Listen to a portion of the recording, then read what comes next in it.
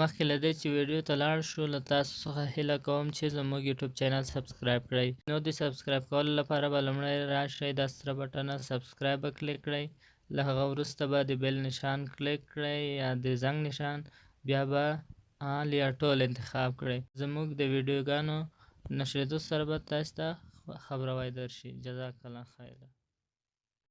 عمر عبدالله وروره ایدری صاحب مایکم خلاص که مهربانی وکړئ. بسیار زیاد تشکر از اینکه مرا وقت دادیم. بسیار افهم من میخواستم پشتو صحبت کنم ولی نه التماس پشتو در هر دو زبان وطنی ما قربان هر دو زبان شد. مهربانی از اینکه مرا درک کردی بسیار زیاد تشکر و از اینکه وقت دادین که بین شما بزرگوارا یک دو کلمه درد دارم که میخوایم برای شما بگویم. خونه که روزمره از برادر خواهر ما در روی زمین میریزه، خصوصا در وطن ما شما که هر روز جنگ و دعوا و سرمی ادیه است که فلانکی کار کرد و فلانی رفت و دروازه خارجی تک تک کرد. مشکل ما شما در این نیست که ملک ما شما الحمدلله مسلمانی نیست که بگویی همگی 35 میلیون یا 30 میلیون نفوسی که داریم در افغانستان همش غیر مسلمان است که ما شما باید اونا رو مسلمان بسازیم. میدانیم که از بیرون ما دیکته میشیم، پول میگیریم، برادر خودم میکشیم، هر روز قتل و دعوا و جنگ روان است. اگر حکومت کابل که ما شما اداره کابل میگیم امی 2000 نفر که در زمان کرزی بود 35 میلیون نفوس در اختیار خود داشت گروگان گرفته بود و بعد از او اشرف غنی که آمد 35 میلیون نفوس در گروگان خود گرفته بود. هیچ جای ما ترقی پیشرفتی که باید به خاطر یک ملک شوه هیچ جای ما ندیدیم بغیر از اینکه یک دو پروژه ساختگی که اونم امی خارجی ها که ما شما برای تزیدشان هستیم امونا می پول دادن. چرا ما شما توانی از اون نداریم که یک فابریکه داشته باشیم که یک سوزن بسازیم که حداقل هم پیرانتنبان وطنی خود بدوزیم. مشکل کلان ما این است که جنگ از بیرون در بین افغانستان شعله‌ور شده. ما شما مادر بم هم در افغانستان دیدیم که استعمال شد، پدر بم هم در افغانستان استعمال شد. سرکی اگر طالب است اولاد از این وطن است، اگر اردوی ملی است اولاد وطن است، اگر پلیس ملی است. کل ما وقتی که کلگی کلمه یک جای میخوانیم لا اله الا الله محمد رسول الله یعنی به این معنی است که همه مسلمان هستیم. ولی متاسفانه ما غلط به این گرفتیم که اردوی ملی از امریکا پول میگیره یا طالب از فلانی جای پول میگیره یا سلام میگیره. من یک سوال از امی دوستای ما دارم، امی سلایی که در بین افغانستان در ضد یکی دیگه خود ما شما استفاده میکنیم امی از کجا میشم؟ کدام فابریکه دولت افغانستان داره که سلا را به خاطر ریختاندن خون برادر خواهر خود استفاده میکنه یا کدام سلا و مهمات مثلا فابریکه طالب داره امیر استفاده میکنه؟ عمر جان بسیار زیاد تشکر. سوال به قاری صاحب راجع میکنم. قاری صاحب محترم سوال دو وقت گوش اما با پشتو اگر جواب داده شود مشکل نیست. قربان شما من خودم در این زبان کولای شم عمر صاحب د وخت ورکړي. عمر صاحب د سوال خلاص کی عمر عبدالله صاحب مهرباني دو کلمه دیگه میگم بسیار افهم میخوایم. آمدیم سر از این که ما باید امریکایی باید بر از وطن ما. من خوش نیستم که در وطن ما امریکایی یا چل کشور خارجی در وطن ما باشه و به خاطر بودن از اونا در وطن ما جنگ روان باشه. خون برادر ما بریزه، خواهر ما بریزه، در روی زمین هر روز خون میریزه. این میره ما میخوایم که نباشن اونا. ولی اونا ما سوال از زمین دوستایی که مثلا به صفوف طالبا هستن مجاهد خدا میگن من برایشون به مسلمانیشون اعتقاد دارم. الحمدلله همه مسلمان هستن به خاطر آزادی وطن که اگر میگن میجنگن باید ایران فکر کنن که وقتی که رفتن بسیار خوش شدم. امروز روز من گریان کردم که رفتن به قطر این توافقنامه را امضا کردن. من از خوشی گریان میکردم. باور کنین با وجدانم قسم میخورم، به قرآن پاک قسم میخورم که یک روشنی پیدا شد که میاین میتونن و میزن بکره. بعداً به نظر من یک خواهش دوستانه از دوستای ما دارم که باید نرن به دروازه بیرون، نرن کل چیز بانن بیاین در بین افغانستان میتونن کلشون میتونن یک شروع وطنی بکنن بدر میتونن یک تفاهم عالی را برسن تو حکومت داشته باشیم. وقتی که اینا محکم میگیرن که ما حکومت اسلامی میخوایم فضل خدا هم مگه گفت مسلمان از افغانستان وقتی که ما حکومت داشته باشیم که نان آب امنیت جانی برای مردم افغانستان گفته یگان تو مهیا کنه دیگه چی مشکل داریم؟ ما اینو میریم توقع داریم از هر دولتی که می تشکر. زنده باشی قاری صاحب محترم دیگه خبرو زنده باشی خیر ببینیم. عبدالله صاحب الله تاسو کې دي ستاسو د هر افغان درد ستاسو احساس. عبدالله صاحب پښتو خو مې فهمي؟ پښتو 100% میفهم. شاید اینقدر که عبدالله صاحب پشتو میفهمی؟ بله میشنم میفهم بفرمایید پشتو محترم. عبدالله صاحب محترم ستاسو درد د هر افغان درد ده او ستاسو په زړه کې د احساس د هر افغان احساس ده خو یو څه ځینې مسایلو کې کله کله د موږ د افغانانو سوء تفاهم رامنځته شي او دوی په غلط فهمۍ کې واقع شي.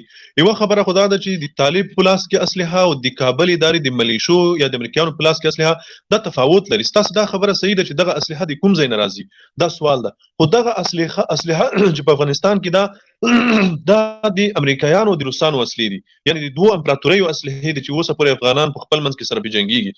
دا اوسه پورې په دې شلو کلونو کې د کابل ادارې استخباراتو یا امریکایانو ثابت نه کړ چې طالبانو ته د کوم ملک وسله ورکړي وي، او که چېرته ثابت کړي وای په نړیوالو قوانینو او اصولو کې هغه ملک حق لري چې په هغې ملک باندې تیری وکوي، تجاوز وکوي او د خپل د دوی د تیري او تجاوز په مقابل کې دفاع وکوي او ملګرو ملتونو امنیت شورا کې عریضه وکوي او دا د دوی حق ده، مسلم حق ده. تر اوسه پورې داسې شی دوی وړاندې نه کړی شو چې د طالب سره یا پاکستاني وسله ورسره وي یا ایراني وسله ورسره وي یا د روسي وسله ورسره وي، او د روسي ساخت هغه کلاشینکوفونه چې روسانو افغانستان راوړي وو د مجاهدینو سره یې هماغه وسله جهاد پیل کړو. نن چې د طالب په لاس کې کومه وسله تاسو وینئ، خو تاسو هم د طالبانو ویډیوګانې لیدلې وي، هغه ام 4 ده او ام 14 ده، هغه تو امریکایي زیړکۍ د امریکایي پیکا دي، د ملي اردو هغه توپک دي، دوی سره ورسره دي، د دوی نه نیولې دي، امریکایي ټانګونه د اردو رینجر دوی نه نیولې دي، په غیر رینجر دوی سره جهاد کوي، مقاومت کوي، مقابله کوي. نو دغه سوال دغه خبره صحیح نه ده، د دوی سره چې کومه اسلحه ده صحیح ده، اشغالګرو راوړي، امریکایانو راوړي، د امریکایانو دوی ته په اوږه وریښې ده چې دا خپل افغان دي ووژنه. بل اساسي خبره دا ده چې د کابل اداره د سولې په وړاندې خنډ ده. موږ چې د ګاونډیانو سره یا د نورو هیوادونو سره تماسونه ټینګ کړي دي، خبرې کوو، هغوی نه دا غوښتنه نه کوو چې تاسې موږ واک ته ورسوئ. موږ دا سوال چاته نه کوو. موږ د واک ته د رسیدلو په دې هیواد کې د اسلامي نظام د قائمولو لپاره الحمدلله دا ملت په خپلو مټو کې زور لري، په خپلو مټو اتکا لري. موږ دغه هیوادونو ته چې سفرونه کوو دوی ته موږ یو پیغام لرو، هغه دا ده چې د موږ په هیواد کې جنګ سالاران، ټوپک سالاران، میلیونران، فیوډالان چې د جګړې نه تغذیه شوي دي، هغوی که زموږ په اړه تاسو تشویشات ایجادوي، موږ تاسو ته خطر معرفي کړي یو، موږ تاسو ته خطر نه یو. دغه یو پیغام ده چې ګاونډي ته ورکول کیږي، امریکا ته ورکول کیږي، روسیې ته ورکول کیږي، تهران ته ورکول کیږي، پاکستان ته ورکول کیږي، د همدې لپاره سفرونه کیږي.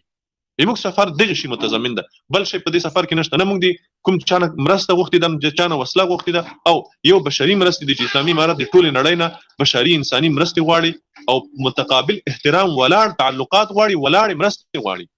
موږ په دې هیواد کې د راتلونکي اسلامي نظام لپاره چاته زارۍ نه کوو، چاته سوال نه کوو، او نه اسلامي نظام د چا په مټو قایمېدلی شي د بل چا په مټو، دا به خپله د افغانانو په مټو قایمېږي. امید است عمر عبدالله صاحب جواب سوالتان گرفته باشه.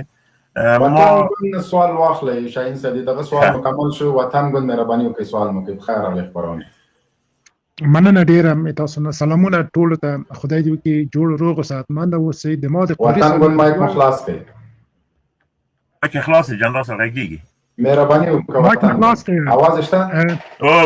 آواز شته. زه د قاری صاحب نه دوی دانې پوښتنه لرم. اول پوښتنه مې د قاری صاحب محترم نه ده چې د خپلو خبرو کوي چې د طالبان 130 سره ترین شوي قطعات دي. سوال مې دغه چې د 130 سره قطعات چیرته ترین شوي او چا ترین کړي دي، او دویمه پوښتنه مې نه دغه ده چې په 1992 کال کې کله چې دغه وخت خلکو چې د اسلام چیغې ویلې مسکو ته خو لاړل، او د مسکو نه یې غږ وکړو چې باید د ډاکټر صاحب نجیب ته د دولت نه هغه شي لرې شي او بیا سوله به راشي. او نن بیا خو ویدل چې هغه خلک د اسلام د دین چیغې وایي، غږ وایي، مسکو ته لاړل او د مسکو نه یې غږ وکړو چې باید د افغانستان دولت لرې شي. آیا تاسو ته فکر کوي چې مغه سناریو د 1992 کال تکراریږي نه د افغانستان د نظام د تباه کولو لپاره؟ وطن وروره اوله خبره خدا ده چې دا کوم قطعات چې ما یاد کړل الحمدلله دغه قطعات دي چې دا شل کله د امریکایانو په مقابل کې جهاد کړی ده، د امریکایانو په مقابل کې عملا په جنګ کې روزل شوي دي، دا هغه خلک دي. او دا که تاسو معلوم نه وي د هیواد ته راشه دلته په ولایتونو ښارونو کې وګرځېږه، دغه قطعات به په خپلو سترګو وویني. محترمه دویمه خبره دا ده چې د 2090 کال سناریو تکراریږي. وکړو محترمه اوس وګو باسه د 1992 کال سناریو تکراریږي. ما مخکې د بل ورو ته هم په جواب کې دا وویل هغه سناریو تکراریږي، هغه باید تکرار شي. د روسانو د شړلو نه وروسته د افغانان فاتحین وو، دوی دا حق درلود چې په نجیب نظام باندې غږ کړی، نجیب ګوډاګی نظام او باید استعفا ورکړی وای، او حق د مجاهدینو هم دا و چې دوی باید استعفا ورکړی وای،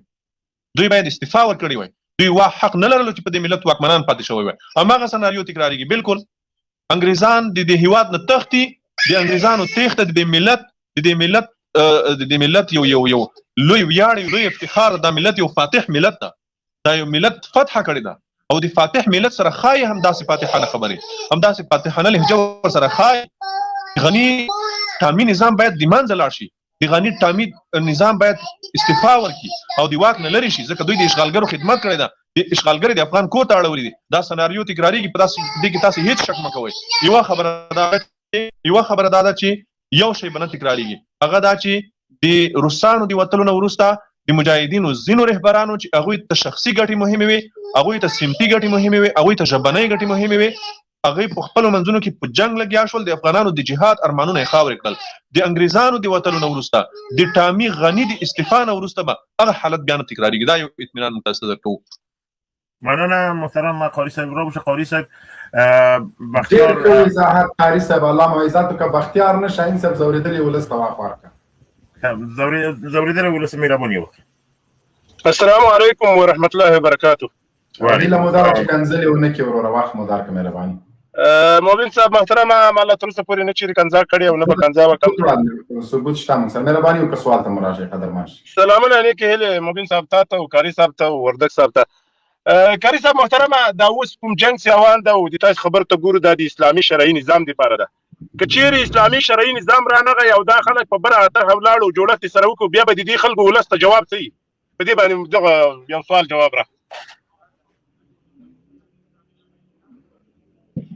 شاهین صاحب ما سوال وانه ولیدو. بیا سوال وکړه ځورېدلی ولس. ځورېدلی صاحب وبخښه، انټرنېټ هغه د ستونزو ده، بیا کې تکرار کړئ دا سوال. کاري صاحب محترمه، اوس چې کوم جنګ روان ده د اسلامي شرعي نظام دپاره، طالبان د دې دپاره جنګېږي. که چیرې اسلامي شرعي نظام دغو خلکو را نه اوس، دغه د کتر مسیران به ولس ته څه جواب ورکوي؟ په دې موضوعات لږ موږ پوه کړه. قاری صاحب سوال هم واخیسته. انشاءالله واخیسته. دا ولې قاری صاحب مایک مو خلاص دی. انټرنېټ مې صحیح شو که نه شو؟ مبین صاحب زیاتي نه. قاری صاحب مهرباني، قاری صاحب आवाज مو کټ کټ کیږي، مهرباني وکړه. اورئ قاری صاحب؟ واورم. مهرباني وکړه د دې جواب دی. سوال دې واخیسته قاری صاحب؟ انا سوال مې وانه اخیستو. قاری صاحب محترم، دا یې وایي که اوس چې تاسو د اسلامي نظام ژمنه له دې ملت سره کړې ده، که چېرته د غني له لرې کېدو وروسته د تاسو له راتګ وروسته اسلامي نظام قایم نه سو، قطر مشران طالب رهبران به دې ملت ته څه جواب ورکوي؟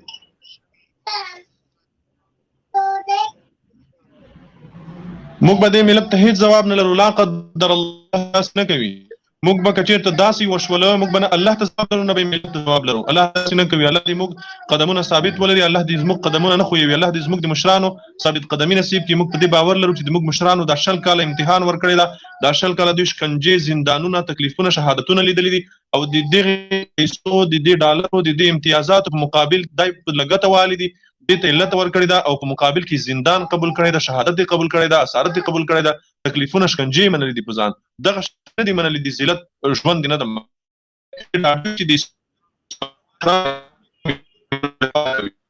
الله ډېره زیات معنی ځورېدلی ولس که بل سوال نه لري چې بس نور ملګرو ته وخت ورکړو. ځورېدلی ولس که بل سوال نه لري نورو ملګرو ته وخت ورکړو. مننه، نورو ملګرو ته وخت ورکړه. مننه. قدرمن شیخ. ښه، دلته دا بل ورور دا مختار فیضي. مختار فیضی. سلام علیکم جنرال صاحبیا. و علیکم سلام. مهربانی. سلام برای تمام دوستان و عزیزانی که صدای من این لحظه میشنوند. من از قاری صاحب سعید سوال دارم، اگر مشکل نباشه اگر جواب برام بدن. مهربانی سوال. قاری صاحب سعید ماشاءالله شما آدم بسیار رسیده و فهمیده هستین نظر به مصاحبت هایی که میکنین، چون پاشای من درست نیستم کم کم کش میکنم که بفهم مطلبتانه. در دین اسلام خو هیچ روان نیست که یک کس را اگر اسیر بگیری یا از موتر جای پایینش کنی در هر گروپی که باشه. شما اینجا چه فتوا میتین که سر از اینا را میزنین انسان؟ قاری صاحب مهرباني. محترم فیضی صاحب، نو ګورئ چې کله هم تاسو خبرې کوئ د یو مشخص په اړه خبرې وکړئ. کوم ځای کې داسې پیښه شوې ده چې کله تاسو مشخصه یو دقیقه پیښه یاد کړئ چې په پلاني ولایت، پلاني ولسوالۍ، پلاني کلي کې په پلاني تاریخ پلاني سړی طالبانو کوز کړی د دې غې نه سر پرې کړی د به په غې نه وروسته د غې موږ جواب وایو. قاری صاحب قند چون من در وطن نیستم، من این چیزایی که در سوشال میدیا میبینم من از روی از زوم میگم برای شما. یک روز دیگه فیضی صاحب محترم په سوشل میډیا باندې شما باید به سوشل میډیا باور نه کنین. فیضی صاحب سوشل میډیا کې خو ډېر پروپاګاندا وایي کېږي. سوشل میډیا کې د شل کله د جهاد او د مقاومت په خلاف تبلیغات شوي دي. په سوشل میډیا کې داسې ویډیوګانې زه تاسو تخیلی شم چې د ارګ د ویان له لوري نشر شوې ده. ګورئ تاسو ته ما یو ویډیو به زه داسې ویډیو تاسو ته نشانه کوم چې د ارګ د یو رسمي ویان له ادرسه نشریږي او هغه ویډیو د یو فلم صحنه ده چې په یو فلم کې یو غره کې لار تیره شوې ده. په هغه لار کې انفجار کېږي، هغه لار ورانېږي. دوی راځي د هغې سره د الله اکبر چیغه لګوي او هغه ویډیو نشروي چې طالبانو په یو ځای یادوي چې په فلاني ځای کې دغه لار او دغه پل الوزولی ده. دومره په سیستماتیک ډول په مسلکي ډول پروپاګاندا روان دي، دومره په مسلکي ډول د طالب او د جهاد او د مقاومت په خلاف روان ده. دا شل کاله په دې کار شوی ده. تاسو به لیدلي په مطبوعاتو کې په رسنیو کې به تاسو هغه عکسونه لیدلي چې یو څوک ده د طالب په شکل کې د قمچینه ورسره ده او زنانه شنو کو کې په لاخ دی وهي. دا یو فلم صحنه ده.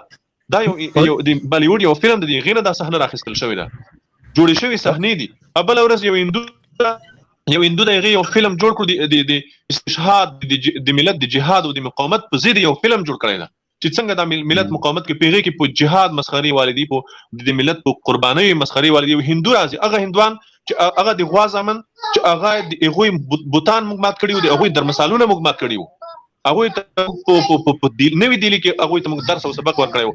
هغه نن راځي په ما پسې فلم جوړوي او هغه فلم په افغانستان کې ریلیز کیږي، په داسې کچه ریلیز کیږي. ګورئ تاسو ته بهتره معلومه ده انډیا فلمونه یا د بالیوډ او د هالیوډ فلمونه چې دا تجارتي بڼه لري، دا تجارتي شیان دي. په یو فلم په میلیونونو ډالر ګټل کیږي او یو فلم هغه وخت یوټیوب او انټرنیټ نه پورته کیږي تر څو پر چې په سینما کې په هغې باندې په میلیونونو ډالر ګټل شوی نه وي. خو دغه فلم چې څنګه جوړ شو په هماغه ورځ یوټیوب ته پورته شو او ټول افغانانو ولیدو. عجیبه خبره ده. د هندوستان د یو فلمي ستوري یو فلم چې په هغې نه په میلیونونو ډالر خرچه شوی ده هغه فورا بغیر د نه چې په سینما کې وکتل شي یوټیوب ته پورته کیږي. څه دپاره د دې په خاطر چې دلته د مقاومت په خلاف یو سیستماتیک منظم او په مسلکي ډول پروپاګاندا روان دي چې دا ملت د ملت مقاومت داغدار شي، بدنام کړل شي، وداغل شي. په دې شیانو تاسو باور مه کوئ. لطفا هغه منابع هغه سرچینې تعقیب کړئ، هغه فالو کړئ چې هغه واقعیتونه خپروي، تبلیغات نه کوي، پروپاګاندا نه کوي. احیانا داسې به پیښه شوې وي. زه ډېر وخت ځینو ملګرو ته وایم چې خو طالب په باره کې خو موږ دعوه نه ده کړې چې فرښته ده یا طالب ملایکه ده یا طالب الیاذ بالله پیغمبر ده یا طالب یو معصوم مخلوق ده. نه، طالب نه هم ګناه کېږي. د طالب په صف کې هم د شاید داسې خلک وي چې هغه د طالب د صف د بدنامولو دپاره داسې یو عمل کوي. دا طبیعي خبره ده. د رسول الله صلی الله علیه وسلم په صف کې منافقین موجود وو، په هغه پاک صف کې هغې کې هم داسې خلک موجود وو. نو د موږ په صف کې به ولې نه وي موجود؟ موږ دې نه انکار نه کوو، ولې په مجموع کې دا نظام د دې نظام محتوا داسې ده چې د فساد او د ظلم په مقابل کې راپورته شوی په خلاف مبارزه کېږي. نو که چېرته احیانا کوم ځای کې داسې پیښه شوې چې یو بندي د موټر نه راکوز شوی وي، طالب یې سر پرې کړی وي، دا به چېرته یوه جزئي پیښه وي، نادره پیښه به وي، خو دا یو معمولي کار نه ده. په دې لارو کې تاسو وینئ طالبان خلک د موټر نه راکوزوي، صحیح د دولتي چارواکي راکوزوي، طالبان خپله محکمه لري، کمیونونه لري، محکمې ته حواله کېږي، قضیه یې بررسي کېږي. او ډېر کم داسې پیښ شوي دي چې یو څوک دې وژل شوی وي، هغه په دې وجه چې هغه به یو جنایتکار وي، هغې به همداسې ظلمونه کړي وي، په لسګونه انسانان به په شهادت رسولي، افغانان به په شهادت رسولي. هغه وړ دی دې ته چې باید ووژل شي. او د اسیر په باره کې حکم هم واضح ده محترمه. قرآن کې الله تعالی د اسیر حکم واضح کړی ده، یا من ورسره وکوه یا قتل کې یا فدیه ترې واخله. دا درې احکام د اسیر دي. اساس درې واړه کارونه کیږي د قران آیات د په دې باره کې نو تاسو نه هیله ده چې اگر رسنۍ فالو کوي اگر رسنۍ تعقیب کوي چې هغه آزاد دي خپلواک دي دروغ او پروپاګاندا نشروي قاری صاحب محترم ممنونم. قاری صاحب محترم بسیار زیاد تشکر.